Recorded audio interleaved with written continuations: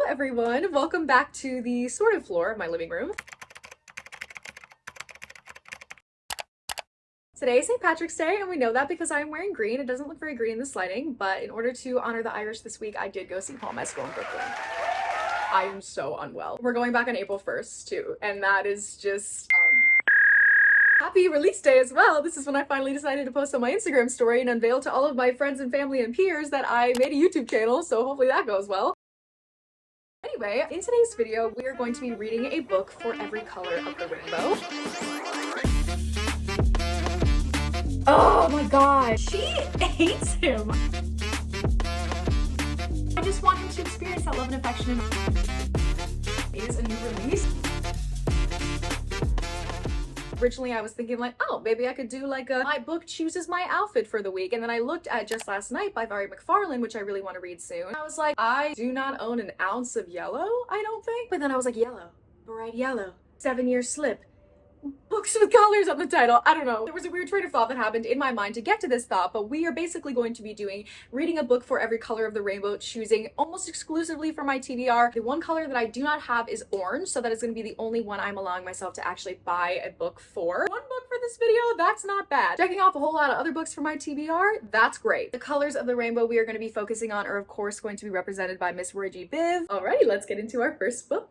So in order to start this video, we need to finish the book that I am currently reading, which is going to be Eleanor Oliphant is Completely Fine. This is definitely going to be a freebie one because this is not quite orange, not quite blue, but I do love the color. I'm currently 66 pages into this already, and I am absolutely loving it. On the back, it says, meet Eleanor Oliphant. She struggles with appropriate social skills and tends to say exactly what she's thinking. Nothing is missing in her carefully timetabled life, where weekends mostly consist of frozen pizza, vodka, and phone chats with mummy. I already love the character of Eleanor. I don't want to assign anything to this character that isn't explicitly said. I did check the dedication, I checked the acknowledgements at the end. I can't seem to find anything explicitly stated about this character. I'm sure I could do more research online, which I probably plan to, but she does not understand social cues. She is very blunt, she has very dry humor, but it's because she just doesn't understand how people around her operate in a different way. All of her coworkers think she's weird, and when they talk to her, she is a very literal person. She is so endearing. I see so much of myself in her. I found this little quote. I decided to make a refreshing cup of tea before I got started. I have my own mug and spoon, which I keep in my desk drawer for hygiene reasons. My colleagues think this is strange, or at least I assume so from their reactions, and yet they're happy to drink from filthy vessels washed carelessly by unknown hands. I cannot even countenance the notion of inserting a teaspoon licked and sucked by a stranger barely an hour beforehand into a hot beverage. Filthy. It's stuff like that where that is me. There's also a part that's in the beginning of the book, so it's not like a spoiler or anything. She goes to get a Brazilian wax and she does not understand what that means, but she makes a joke to the person who's doing it, and she's like, the girl's like, do you want Brazilian? Do you want Hollywood? And she was trying to think of it. She goes, well, Hollywood, and Eleanor would too. And the girl did not laugh at her joke, and she makes a point where she's like, the girl acted like I didn't say anything, and I'm just loving it. Being on page 66, we have gotten some more insight into her backstory. Some seriously messed up stuff has happened to her, and I think a lot of it has to do with her mom, but we'll see as more stuff is revealed. We also have the introduction of the character who is named on the synopsis. It says, everything changes when Eleanor meets Raymond, the bumbling IT guy from her office, whose big heart will ultimately help Eleanor find the way to repair her own profoundly damaged one. So I think I'll probably get some strong emotions from this one, just the way her backstory is slowly being strung along thus far. I can't wait to figure out more about her story and just be inside of her brain. Honestly, I love this character. I just did some more research because I'm trying to figure out why she wrote this character. I'll try to put on the screen whatever I saw, but it was basically saying that she was inspired after reading an article about someone who did not speak from the moment she left work on Friday to the moment she arrived on Monday. It's definitely about loneliness and the way that people can isolate themselves. At the front of the book, we do have a little quote here from Olivia Lang. It's definitely a quote specifically about loneliness, but this is such a niche person. This is such a niche character to write about. I don't know, I've just never quite read a character like Eleanor before, and I'm loving it, but I'm just curious as to how Gail Honeyman discovered her, and if it's maybe specifically based off of this article. Maybe it does kind of lean into this person's inner world and she just based it directly off of that, or if this is something that was just created out of the brain of Gail Honeyman and is absolutely slapping. I did not like that, I'm sorry. Great so far.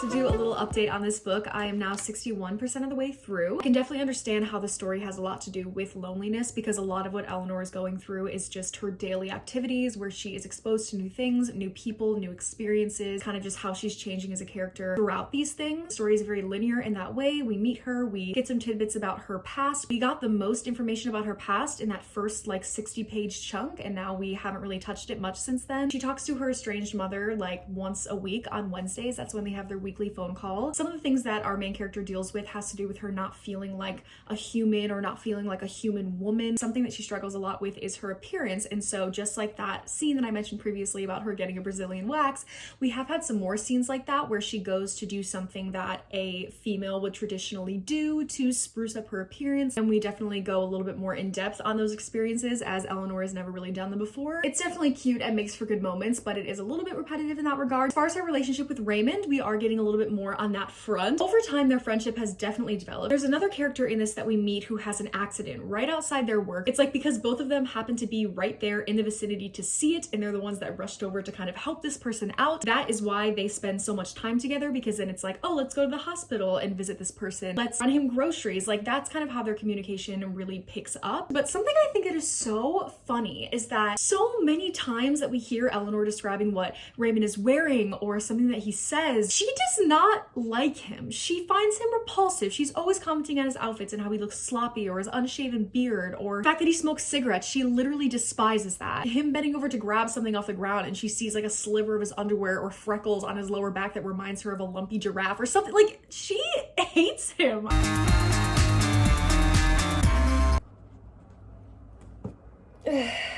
Okay, I am going to get ready for the day and do my makeup while I talk. I just finished this book and just got foundation everywhere. I love Eleanor Oliphant. She is one of my favorite characters I have ever read. There was a lull there in the middle portion. I do think I was taking a little bit too long of breaks in between. We had some family come visit in town, so wasn't in the thick of it consistently enough. Once we hit kind of like the second half of the book, once I hit like 70% of the way through, things got really serious. We got that backstory coming to light slowly. She was dealing with things, and I haven't had like the most outward expression of my love for this book, but I do want to say that I love this character with every ounce of my being, and I love this story, and I'm actually like, should I give it a 5-star? I don't know. That feels very outrageous to say that this is a 5-star, so I'm going to say that it's at least a 4.5. Also, to go back on something that I was just talking about yesterday where I was like, oh, she literally hates Raymond. I think that when I first started reading this, I thought this was going to be a romance. Not a romance as the main plot, definitely it would just be like a little subplot in there. It's about Eleanor Oliphant first and foremost,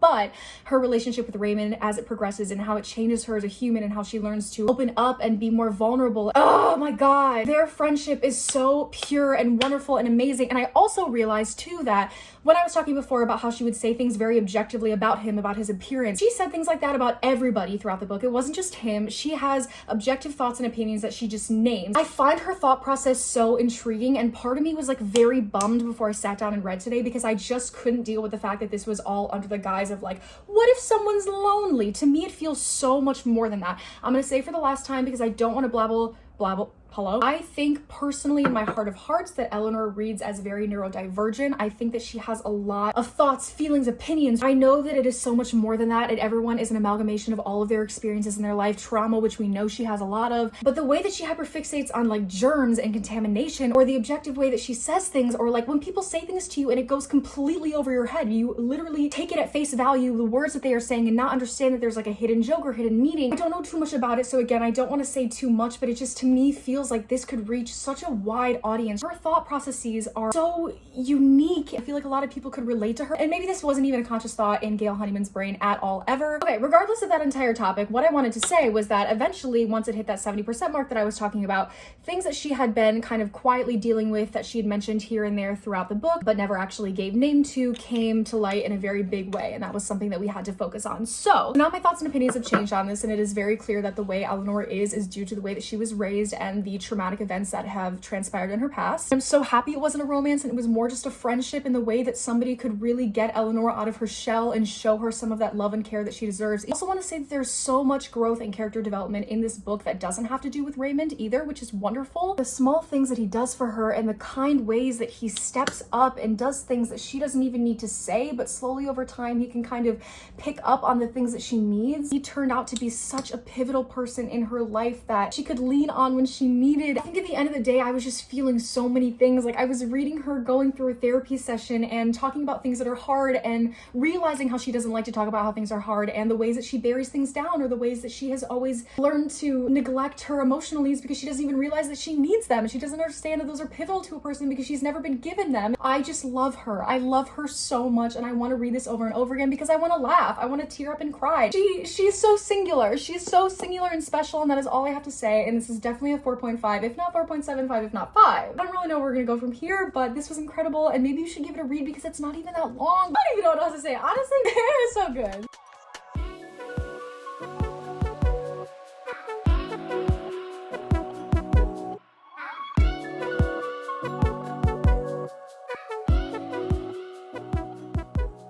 Okay, good morning. I wanted to do a quick little update now that I am 50% of the way through Just Last Night by Vari McFarlane. I am on page 195. I have been actually really enjoying this, which is funny because I had a little bit of a rough time getting into it. I always have a rough time when I start a new book just because I have to get acclimated to that author's writing from whatever I was previously reading. I've also never read a book from this author before, so I do think that had a little bit to do with it. I just wasn't used to her writing style. She uses a lot of words and lingo that don't easily...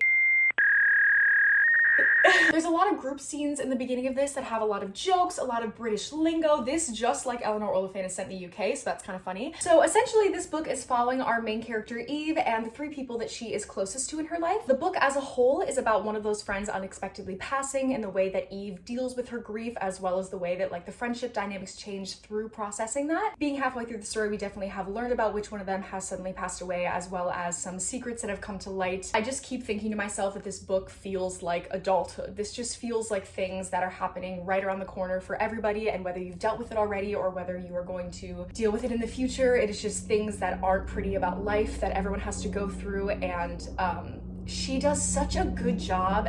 There's a helicopter flying over. I'm sorry if you can hear that. Oh, do you hear that helicopter? Oh my god.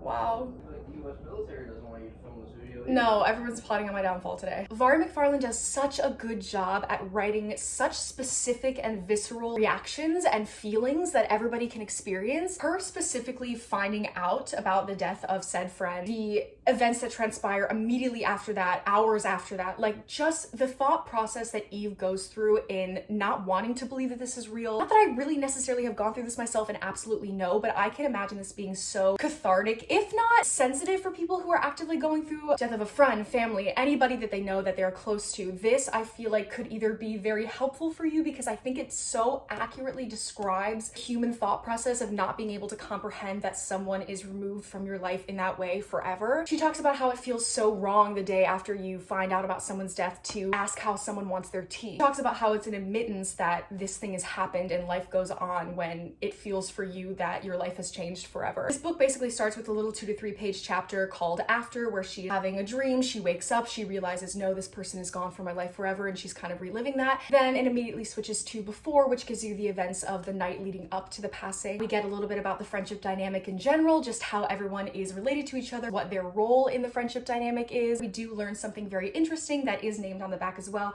that Eve is still secretly in love with Ed. Even when she is describing the stolen glances that they have in group settings, the way that they're always joking with each other, and it's something that they kind of share that takes them away from the group for a moment. The small hope that you have for the one that got away, even though so much time has passed, and even in present timeline, this guy has a girlfriend of 16 years, which in the beginning of the book, it immediately plops us at their weekly bar trivia night that the friends often go to. We find out in that very scene that the girlfriend of 16 years decides to spontaneously propose to Ed in front of everybody, and it feels like a dagger to the gut, she said. I just think that she is so supremely talented at listing things that everybody feels and giving name to them in a way that I don't feel like I've ever heard it described described before. It does such a good job of putting us in Eve's shoes. So much so that when a certain secret was revealed, I feel completely different about characters that Eve felt completely different about. Like, as soon as Eve was betrayed, I was feeling betrayed, and now I'm viewing people a little bit differently. I also thought going into this that this was gonna be a second chance romance. I definitely thought that her and Ed were gonna be like separated for the time being, but because it's the one that got away, they'll eventually find their way back to each other. But now I don't think that's gonna be the case at all. I actually think we're gonna be getting like a little rivals to lovers situation with somebody that's been introduced who she doesn't really like and care for at all, who they're actually currently beefing in the story, but I think that's gonna be quickly remedied maybe. But just the general humor and wit that Vari McFarlane portrays is making for a wonderful read, as well as very heartfelt, and I am very excited to see where this goes,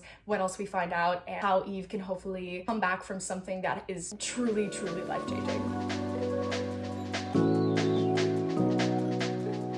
As I'm reading more, I'm now on page 221. Even reading the synopsis and having like a brief idea of what it's going to be about, or having heard people talk about it in their reading vlogs and things like that, I still don't really know what I was expecting. Really feel out of control, like I imagine Eve is feeling at this point in her life with all these things happening that she now has to suddenly deal with. I also want to say too that there's a certain character in this that is struggling with dementia, and I'm actually really, really loving that exploration. I feel like Vari McFarlane feels like she's lived a million lives. There are just things that she knows about and she communicates that I'm like, wow, have you just seen and dealt with everything before? Because you are doing such a good job at like articulating what goes on when you're experiencing these things. Being at this point in the story as well, it is taking a turn, like I said, to sort of the new like rivals to lovers arc that I think is going to be happening. I don't know if I'm loving the direction that we're going in. This book just feels so advanced and more complex than things that usually contain this trope, if that makes sense. It's feeling a little bit too perfect. Eve basically did something that was very irrational, very spur of the moment in order to kind of like hurt herself further because she was already feeling so much pain. Now she's kind of been offered a deal where the consequences of that said thing will be dropped if she just goes along with this plan. To me, it feels a little bit unrealistic. I don't know, but we'll see. I have faith that she's gonna do it well though, because everything else has been done well up to this point, so I'm excited to see. Good morning. I look like I just woke up because I did. I want to talk about just last night because I finished this just last night. I'm gonna say as a whole, I really enjoyed this book. I think it's gonna be a 4.25 stars. I didn't love this as much as Eleanor Oliphant, which I definitely am giving like minimum 4.5. I absolutely am on board with this author. Like, I'm gonna be reading all of her other works. My favorite part about this book is her writing. The first half of this book hit me in a way that I was not expecting it to. All of the emotions that I was feeling, the way that I was put directly into the story, as if I was going through these events myself, was insane. The update that I gave when we took a little bit of a turn around page 220, I just don't think I really love that plot line. I'm not upset that we went there. I guess at the end of the day, this really is a second chance romance, but it just wasn't in the way that I thought. I think the thing that was a little bit disappointing to me was that we went so strong in the first half, and then it kind of took a very stereotypical romance route. It's hard because romance wasn't the plot, but romance is never the plot in romance books, is it? It's always about something else, and then the romance happens to bud under the surface along while those events are going on. And that's exactly what happened in this, so I'm kind of like, how is this not designed to be a romance book, especially a second chance romance book? They were connecting and learning about each other, walls were coming down, being vulnerable. It was great because we learned a lot about our main character, we learned a lot about this person. Like, I'm not mad about any of the information that we got. Having that character be brought into that light, like, okay, he's the romantic lead around the 60% mark, just felt a little bit late into me. Like, I wasn't going into this anticipating to feel for someone in that way. I don't think it's a spoiler because it says, and when someone from the past comes back to her life, Eve's future veers in a surprising new direction. So it's obvious that it's not going to be Ed. I'm really glad that it wasn't, because we got a really nice scene at the end there. Actually, that was great. That bumped it back up for me. It's a very interesting scene where a lot of buried things have finally come to light. This is everything I wish I could say. Bottom line, her writing's incredible. I just didn't really care for the events that transpired like 3/4 of the way through. To me, it felt a little bit like it was just something that was created to get them alone together, have to be in forced proximity, have to have all these conversations where they're getting to know each other. My favorite parts about this book are the aspects on grief, the aspects on friendships, first loves, just the way that we like carry on knowing what we know with the little time that we have with the people that we choose to spend it with. This is a book I would definitely read again, just because I really liked being in this atmosphere. I liked being in the headspace of Evelyn and just the writing of Vari McFarlane. So yeah.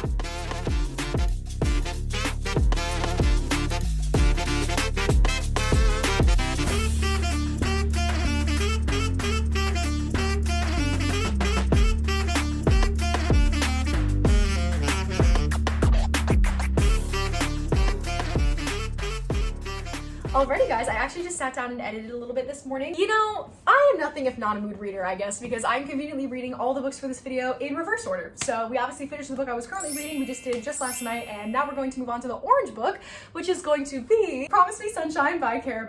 I did not have any books on my shelf that fit the orange cover prompt. The only ones that I do have are People We Meet on Vacation, I've already read it, and Iron Flame, which thank God we are over with. I've never read anything from this author. I have been seeing Ready or Not for so long. I've heard so many good things about it, and I also just love the cover. Sue me, I'm somebody that judges a book by the cover, okay? If it's pretty, I want it on my shelf. This one is equally as gorgeous. It's the same kind of vibe as Ready or Not, where there's a lot of different colors in it, in like a cute brushstroke speckle type vibe. I also thought this would be very exciting because it is a new release, and I want to read what's coming out. I want to read what the people want me to read. I have FOMO and I want to be in the know about what's going on in the book world. I was gonna go into this blind like I did the last two books, and then I was like, hey Alexis, that didn't work out too well. It didn't end up being too much of a problem actually, but I was like, how about we not just go in blind to another book? How about we actually thoroughly read the synopsis, understand what we're getting ourselves into, so that I'm not all of a sudden like, well, I didn't think the book was gonna be like this.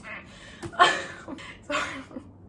That was my Tim Robinson impression. This one says, Lenny is a bit of a mess. Ever since cancer stole away her best friend, she has been completely lost. It says that the only job she can really handle having is a babysitting job, which she does for a woman named Reese and her child Ainsley. But turns out Ainsley has a grumpy uncle named Miles. Swoon. Miles Teller, Miles from Funny Story, I love you. I'm very, very excited. And this one, unlike just last night, I'm actually expecting to be a romance, and I will be heavily looking for the romantic vibes in this. I'm very excited. Let's get started.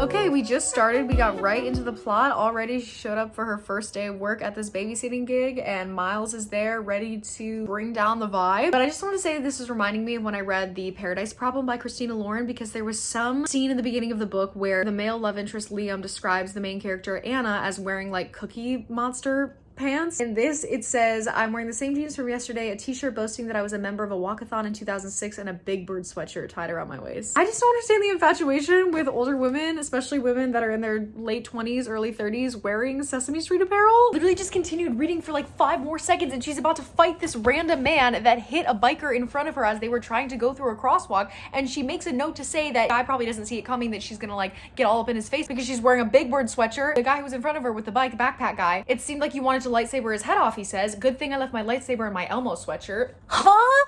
And then it says he cracks up. He had no idea he messed with the head of the Sesame Street gang. Why? I just why? I'm sorry.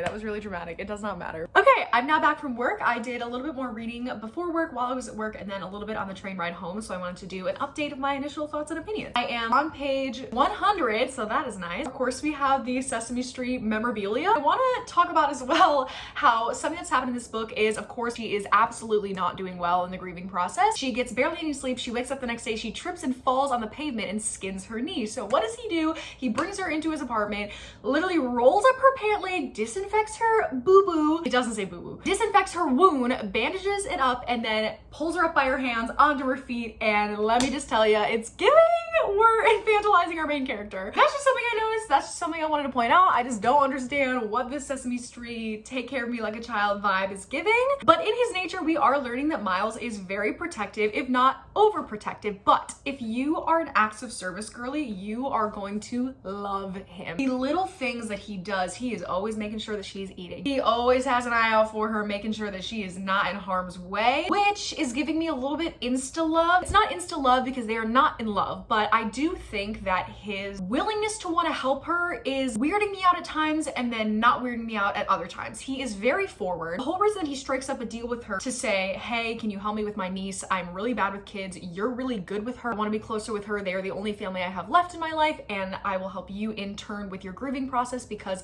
that live again list that was mentioned on the back here is something that her and her best friend created as a way to carry on after she passes away. It turns out her best friend did pass away from stage 4 cancer, so it was kind of one of those things where it wasn't very sudden. Of course, they were always holding out for hope, but they knew inevitably time was on their side. Literally on the first night of babysitting, while he's there, a book falls out of her bag that's called like Grief in You or something like that. And so later, when he is lurking on the street and saves her from that altercation with the man who almost hit her with his car, he's like, I just want to say that I've been where you've been, and you know, I've yelled at a couple strangers in my day too. He is so willing to be like her grief companion. He conveniently, because of his situation in New York City, he just happens to have an extra apartment. I would love to suffer from that issue as well. Major reason why she is so burnt out, so strung out in these first couple pages and days of this book is because she does not want to go home. She shared the apartment with her best friend, and so going back to her is like extremely painful. She actually like spends the night on Staten Island Ferry, which he follows her to. I gotta say, Miles, I want to know more about him as a character. We already have learned some things about the people that he's lost. He has said multiple times how he is just not really a people person. Even our main character Lenny has called out how like he just looks so stern, or he isn't very good at creating conversation. He's very brooding, he's very mysterious, closed off,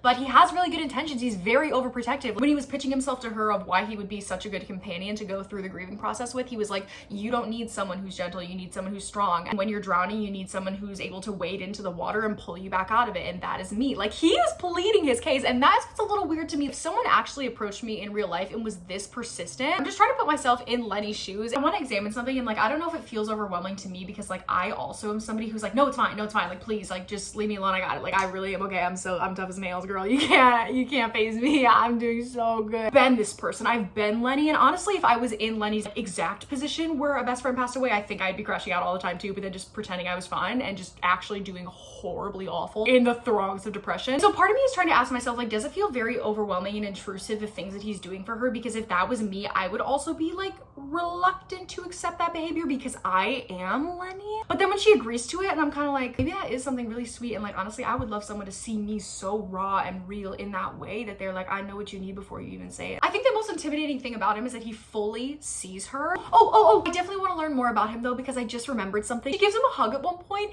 and she says that she holds on for a little bit longer than a normal person would hold on to a hug for because she can feel him literally loosen up in her grasp. She holds on, and by the time she pulls away, she said his face is all pink. I just want him to experience that love and affection and also know that he is worth it. So I'm very excited to get to learn more about him and Lenny. But the plot has pretty much already been laid out. Like, they're already actively within this deal. Oh my god, she cried in front of him one time, and he just picked her hair up. It was a ponytail, like right in front of her face, and just moved it down her back to get her hair out of her face while she was crying. And that gesture, sir, we're gonna kiss. Anyway, we'll see.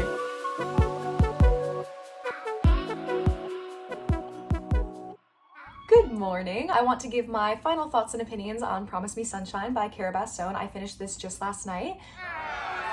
That was not intentional. This is now the fastest book I've ever read. I crammed this in 2 days, not because I was necessarily ravenously enjoying it, but I just need to get things done for this video. And first and foremost, my favorite thing about this book is probably Miles. He is a man who grew up in upstate New York in the Adirondacks, who happens to live in New York City now due to his family's living situation and things that have recently happened to him. But he is not a New York City native. He is a bricklayer. That was his full-time job. He is like a blue-collar working man. She randomly is always coming up with fantasies in her head about people that she just meets, and we get into a little bit later why she thinks she does that, why he thinks that she does that. He can eventually tell when she's doing this because apparently she has a look on her face. It's very instantaneous, doesn't matter. They get into it and she's like, yeah, I want white hot passion, I want desire, and he's like, I kind of just want a companion. So he's trying to explore what she means by fantasy, and he says, define fantasy. Clothes tearing, you're my other half, still in love after all these years. He gives me a funny little smile like he just learned a secret about me. That's what you're looking for? He says, I want something that feels natural even if it's not sexy, because relationships change so much while you're in them, and so do the people. But yeah, companionship, it's incredible if done right. It's satisfying. Isn't that ultimately what everyone wants, to feel fulfilled? Anyway, so blue collar man, now living in New York City, coming into wealth. He has an extra apartment that you can stay at, ladies. He's an acts of service girly to his core. He wants to protect you. He wants to be your living Superman. At the end of the day, he just wants a companion for life. It's this man. I just really love the things that he did for her. They were all unspoken. It was so immediate too. She never really had to ask him for anything. It was always just things that he could see that she needed. Over time, them as a couple, they definitely learned each other's love languages. Like I said, he really needs to feel useful. There's something in his past that leads him to always having been a secret really in his life, and so he really wants to feel needed. He wants to feel like I can do things for other people and not just be the damaged guy with a tragic backstory. She kind of figures that out, and even when he gets a little bit inside himself, she finds little ways to distract him, like saying, hey, can you cheer me up right now? I'm feeling a little bad about this. Or she obviously just lost her best friend of so many years. She needs quality time, she needs bonding, she needs friends. That's something that's really cool too, is part of his plan to like get her better, is he's like, you need more people than just me. You need to make friends and branch out. And so that's actually really cool too. He wasn't trying to be like the sole person in her life that she was able to confide in. I think in general, their relationship progression was a little bit awkward for me. I didn't necessarily love it. It's clear that they were incredibly comfortable with each other right off the bat. So I think that when their relationship switched to a traditional romantic relationship from just being friends, it didn't feel as dramatic to me because she is a very open person. She's very outspoken.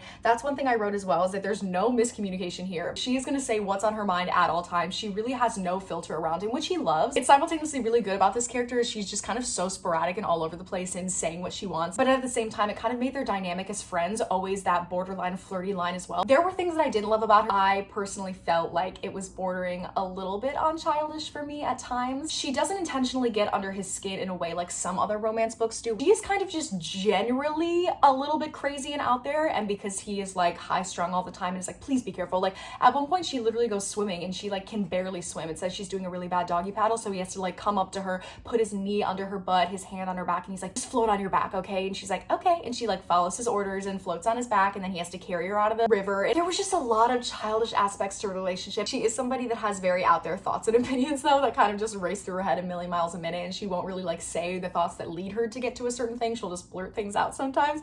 And he said it must be really exhausting to live in your brain. And honestly, that is the thing that reminded me of me and my boyfriend the most, is sometimes I'll just be talking. My boyfriend has started to look at me and he'll be like, I don't even think you know what you're saying right now. You're just talking to talk. So I feel like I relate to Lenny in that way. Really, the plot as a whole is just a collection of moments and scenes where these characters are together, and it's mainly about the ways that they get close to each other during those scenes. It's a lot about the banter, the actual dialogue of what's happening, more so than it is following like the typical plot structure, which I don't mind. Hera Stone is really good at writing children. There were parts in like the front half of the book where they would just talk about things that Ainsley would do, things that she would express in her body language that really mirrored how she was feeling on the inside, that I just thought were very interesting. I think she's very good at writing children in that way, and I'm not somebody who loves children necessarily or even can resonate with them when they're in books, but I thought Ainsley was a very cute character. I enjoyed that. I like the way that they were able to support each other and she learned the things that he needed as well. Obviously, he's very far removed from his grief, or farther removed than she is, but he is still very much living his life in a way that doesn't really allow him to fully be himself. There were ways that he was able to open up as well, even though he is the one that's kind of leading her through her journey and saying, hey, these are all the things that I learned when I was going through it. I just really love the sentiments and aspects of letting somebody see you when you were at your worst. There really is no other bonding like that. There was a specific part in here when she kind of like reconnects with her mom again after evading all of her calls because she doesn't want to talk, she doesn't want to pretend that she's fine. There was a really nice portion there where it kind of just speaks to, there are certain people that we run away from because we're trying to protect them from the reality of the situation, and we don't really want them to see the way that we're handling things or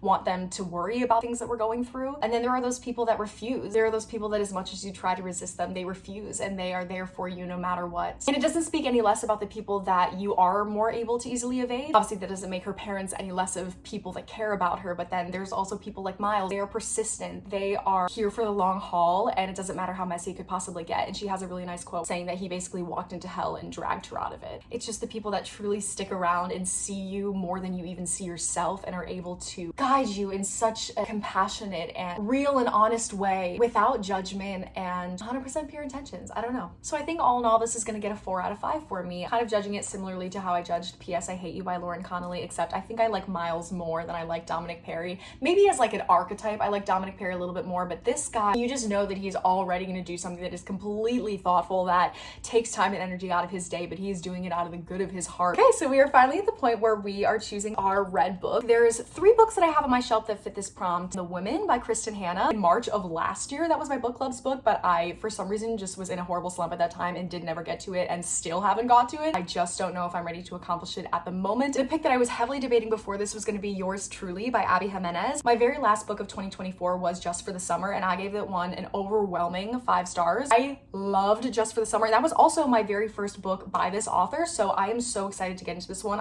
But because I just read 2 romance books back to back, I don't think I'm in the mood to hear about 2 characters connecting anymore in that way. I really want to make sure that I love it. I don't think I'm going to choose it right now. So I think the book that we are going to be reading that has a red cover is going to be Hera by Jennifer Saint. I read Ariadne back in 2021. I really love Greek mythology. So I'm really excited to get into this. I'm hoping that this goes well, but I definitely am looking for a change of pace. We'll see what I think and I'll update you once I've gotten started.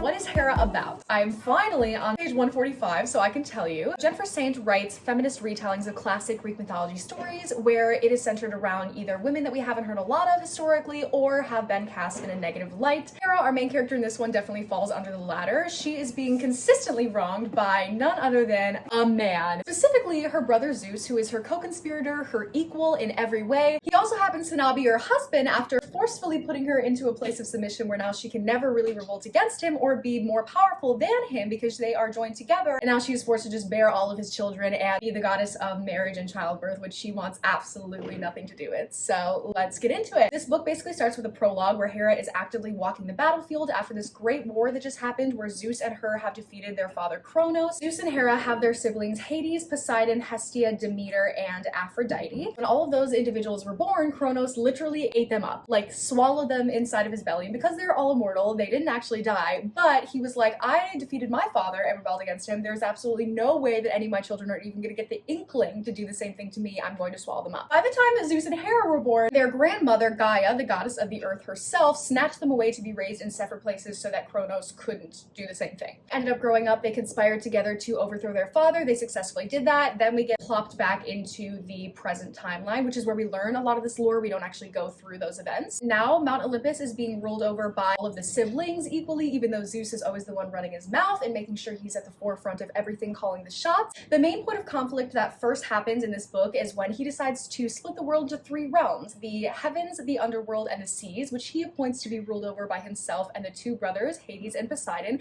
leaving all the sisters with absolutely nothing other than what they choose to claim for themselves. Hestia speaks up and is like, hey, let me rule over the hearth of the earth then, if you don't mind, my brother Zeus. Demeter is given the goddess of harvest position, and Aphrodite, as we know, rules over the realm of love and desire. Hera, though, was given absolutely nothing and was completely blindsided by this because she is Zeus's equal in every single way and always thought that it was just acknowledged but never outwardly spoken that she and Zeus are the reason that the world is the way that it is. They are the ones that defeated Kronos. He thought that Zeus also prioritized this and her in that way. Turns out what he really wants is to marry his sister. In an absolutely crushing scene in this, which doesn't go into too much detail, thankfully, we learn that Zeus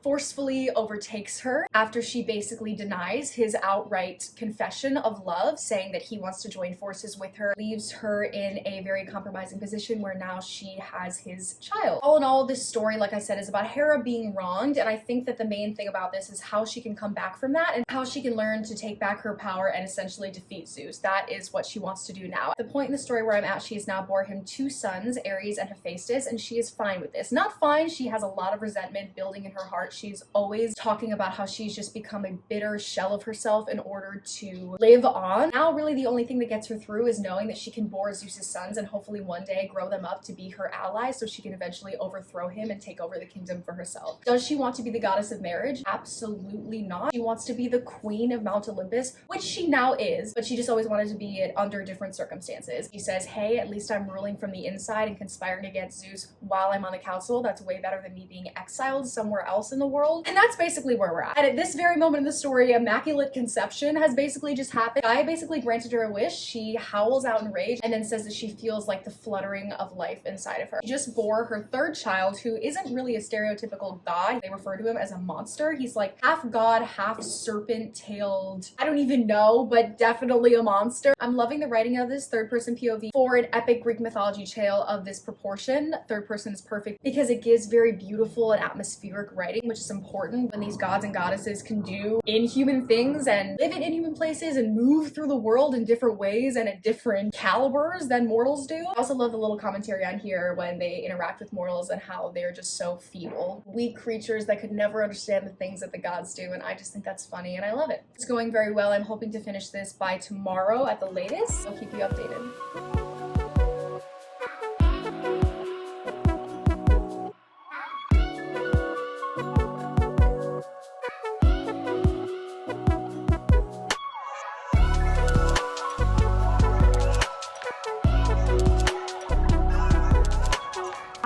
love how in stories like this, there is a god or goddess, titan or titaness who is responsible for everything. Like, it just makes stories like this so fun and the world's such a magical place. Hera is talking to like her main servant, essentially. She's talking about how the word of her son, Typhon, has spread and now everyone is kind of worried about angering Hera because they've heard of the great story. Typhon eventually tried to storm Mount Olympus and Zeus very much was like, absolutely the fuck not, and killed him on sight. It says, whispers reached the house of Feme and from there they multiplied across the world. It says Feme or Them, I don't know how to pronounce it, please do not clock me, is the goddess of rumor whose great hall is built atop a mountain not far from Olympus. She can make a muttered word a mighty legend. Her hall is full of windows and doorways, no barriers to entrance, and any sound you make there echoes off every bronze surface. And that's just fun! Anything you say there basically gets amplified to all those around. I don't know. I love stories like this where it's not just like, oh, word of mouth has made it so. It's like, no, it's because there's a goddess who spills the tea. You know what I mean? It just makes everything so intentional. If I was in ancient Greece, bro, I would be at these altars every day. I just think this shit is so cool. I just want to read you another thing that's a recurring theme that Hera is dealing with. Zeus is obviously unfaithful as hell. I'm not so petty as to care who he consorts with, except that it makes me look foolish. All wives are supposed to look at me as an example. He made me be the custodian of marriage, and then he behaves as though he has no wife at all. If she isn't the most perfect of all wives, then how can she be their goddess? The paradox makes her rage. It makes violence surge up in her breast, violence that can't be contained, and yet it has nowhere to go. Tale as old as time. Unfaithful husband, wife who just has to sit there and bear it, even though her reputation is being mocked just by the very act of her husband doing these unfaithful things, when she literally, in this case, is the goddess of marriage. And when people find out about it, they call her jealous. So, hello. It has been a while since I started this book, but we are finally finished with Hera by Jennifer Saint. I'm going to keep this very brief because I don't have too much to say. I think my final rating on this is going to be like a 3.9. That's very specific and annoying, but I just feel like I rate everything a 4-star when I don't know how to feel about it. Maybe it was a 3.5. I think she's such a talented author. I just don't think maybe this story was particularly for me. I didn't really love our main character. She's very unredeemable, which is totally fine. You don't have to have redeemable main characters, but she definitely did her fair share of things that I didn't agree with, and so I wasn't always rooting for her. She is somebody who has been scorned one too many times in her life, and sometimes she turns it back and does the same things that have been done to her to other people, which to me was kind of like, girl, shouldn't we stop this cycle? I just find that interesting too, because it says in this, she was always born to rule, but must she lose herself in perpetuating this cycle of violence and cruelty, or can she find a way to forge a better world? She barely does that. I will say, I will give it to her, this character is persistent as hell. She is always gonna try to scheme up a new way to absolutely wreck Zeus's day, for good reason, but it did become a little depressing to read about though, because literally every single thing that she attempted to try to do, before the plan was even set in motion, it was already being squashed. So there was just a lot that I was reading and I was just kind of like, wow, here's another thing that didn't work out. Here's another thing that didn't work out. Oh, awesome. And it kind of just ended up getting to the point where we were just reading about a woman being wronged. Again, she's very persistent. I will give her that. She also wasn't as forward as I was expecting her to be. A lot of what happened to her and a lot of what is in her story is out of her control. And she does do so much to try to rectify that. She tries to come out on top. Throughout the story, she just became a girl who was constantly put down. Due to the nature of her situation, that was like, that's the truth. But I just feel like for a goddess that's supposed to be like, look at this girl on the cover. She looks like she's gonna give everyone hell, but she didn't even give everyone that much hell. That's why I was kind of like, oh, okay. Also, I just wanted to say that I wasn't as incentivized to pick this up. I enjoy the general subject matter of Greek mythology, so I think that's what made it a little bit easier to read. A lot of her descriptions also did make it feel very slow. This book doesn't have a lot of action. There's a lot of scheming that she tries to do to tip these scales back into her favor, but not a lot of action always. And like I said, with most of those plans being squashed before they even begin, it just became a lot of like trying and failing. This book has a lot of failing in it, which is really interesting. I do like where our main character ended up at the end. Even when they no longer worship at her altars, she won't disappear. The mortals can determine their own lives and she will carry on. Immortal and ageless, reinvented 1,000 times, remade for 1,000 narratives, throneless and wandering, but forever the ruler of her own destiny.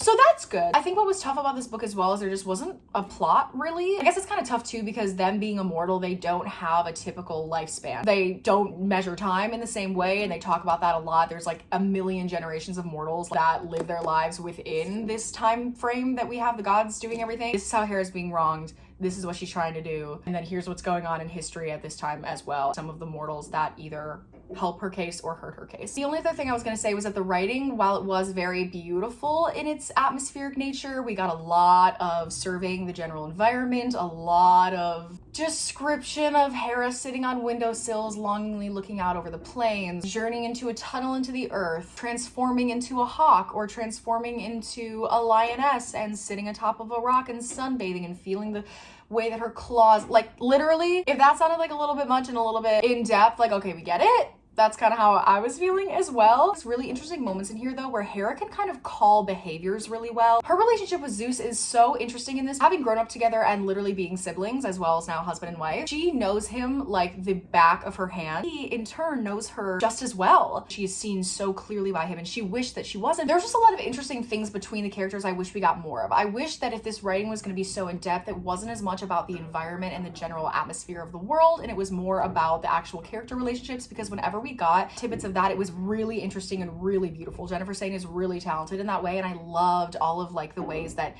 Hera was ahead mentally, but then other times the writing just fell flat for me. At the end of the day, this is probably more of a 3.5 for me. I think I was trying to be a little bit generous giving it 3.9 just because I wanted to love it a little more, but that's okay. This doesn't mean that Jennifer Sane is not for me. I definitely want to pick up her other works. I want to read more Greek mythology books. I just think that maybe this one wasn't for me in particular, and that's okay. I think I'm going to confidently give this about a 3.5, I would say. With that being said, we are now at the end of this video. Thank you guys so much for watching. I know it was a little bit of a longer one. I definitely like to yap about books, but there were 4 books in this video and I feel like it's okay, and I'm definitely going to toy around more with like short form videos, long form, short form, long form, so that not everyone has to sit down and watch a 47-minute long. That's getting to like pilot episodes of TV show levels, and I'm sorry. I had such a fun time reading all of these titles. We definitely got some more books under our belt, more books towards the goal. Definitely stay tuned for the second half of this video where we're going to be doing our blue, green, indigo, and violet. I'm so excited to get started filming that. Thank you guys so much for watching, and I hope you have a really good day. Bye!